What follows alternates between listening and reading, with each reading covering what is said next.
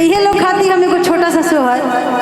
भौजी खाती गाय आशीर्वाद पर कि हई टुकुर टुकुर तकाना फुदुर फुदुर कुदाना जियते रहो भौजी तोर दूध पियाना जियते रहो भौजी तोर दूध पियाना जियते रहो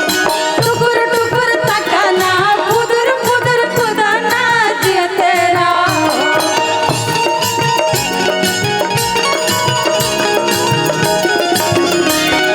टुकुर टुकुर तकाना फुदुर फुदुर कुदाना जियते रहो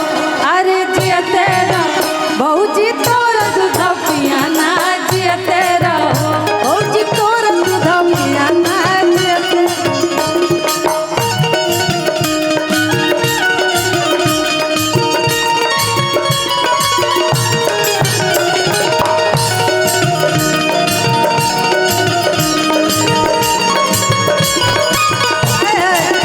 मैं तुम्हारे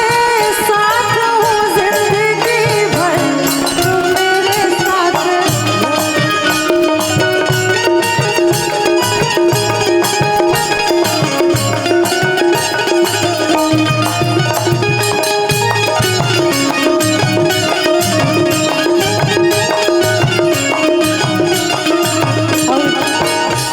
इतना सुंदर बबुआ लोग भइल बा लोग कि सब ये पूछा था कि ऐसा कवि कौन देवी देवता पूजनी रहुआ कि इतना सुंदर हो रिलावा भइले। हाँ भाई सबे सलाह लेवेला तो कैसे कहत रही शिव जी के पूजल की विंध्याचल धाम कैलू केकरा आशीर्वाद से हो रिलावा ऐसा पैलू